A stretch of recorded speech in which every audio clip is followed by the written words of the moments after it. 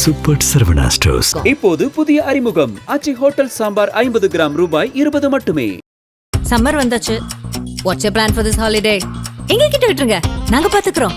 GT Holidays, South India's #1 travel brand.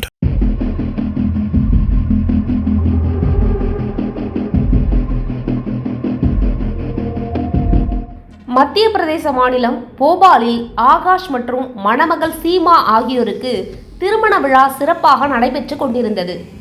இதில் மணமக்களுக்கு திருமண சடங்குகள் நடைபெற்று கொண்டிருந்தது. திருமணம் முடிய உள்ள சமயத்தில் அந்த திருமண மண்டபத்தில் காவல்துறையினர் அதிரடியாக நுழைந்தனர். அப்போது மணமகன் ஆகாஷை அவர்கள் கைது செய்தனர். இதனை கண்டு அங்கிருந்தவர்கள் அதிர்ச்சி அடைந்தனர். அங்கு என்ன நடக்கிறது என எதுவும் புரியாமல் மணமகள் திகைத்து நின்றார். இதையடுத்து கைது குறித்து கேட்டதற்கு மணமகன் குற்றத்தில் ஈடுபட்டதாகவும் அதனால் அவரை கைது செய்வதாகவும் காவல்துறையினர் தெரிவித்தனர். இதனால் அதிர்ச்சியடைந்த மணமகள் நிலை குலைந்து போனார். இதையடுத்து மணமகள் மணமேடையிலேயே கண்ணீர் விட்டு அழுதார். திருமணம் முடியும் வரையிலாவது கைது செய்யாமல் பொறுத்திருக்குமாறு அவர் வேண்டினார். ஆனால் அதற்கு காவல்துறையினர் அனுமதிக்கவில்லை. இதையடுத்து மணமகள், நான் என்ன தவறு செய்தேன், ஏன் இப்படி நடக்கிறது, உறவினர்கள் அனைவரும் இங்கு கூடியிருக்கிறார்கள், இப்போது இந்த திருமணம் நடைபெறாமல் போனால் என் வாழ்க்கை என்னவாகும் என்று கதறினார். இதையடுத்து காவல் நிலையத்திலாவது திருமணம் செய்து கொள்ள அனுமதி அளிக்குமாறு மணமகள் வேண்டினார். ஆனால் அதற்கும் காவல்துறை மறுப்பு தெரிவித்துள்ளது. இதற்கு பின்புதான் மணமகனின் சுயரூபம் என்ன என்பது தெரிய வந்துள்ளது. அதாவது ஆகாஷ் இல்லீகல் என்ற பெயரில் 2018 முதல் இயங்கி வரும் ஒரு சட்டவிரோத கும்பலின் தலைவர்.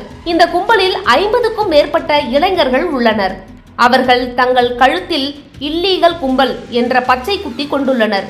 ஆகாஷுக்கு ஏற்கனவே 31 முதல் 35 வரை குற்ற வழக்குகள் பதிவாகியுள்ளன. இதில் கடுமையான குற்றச்சாட்டுகள் அடங்கும். சமீபத்தில் 26 வயது மத போதகர் ஒருவரை இந்த கும்பலைச் சேர்ந்தவர்கள் கடத்தி ரூபாய் 8 லட்சம் பணம் கேட்டு மிரட்டியுள்ளனர்.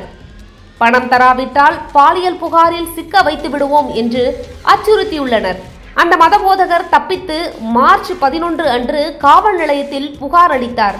இதன் அடிப்படையில் விசாரணை நடத்திய போலீசார் ஆகாஷ் மீது வழக்கு பதிவு செய்து திருமண நாளன்றே அவரை கைது செய்தனர்.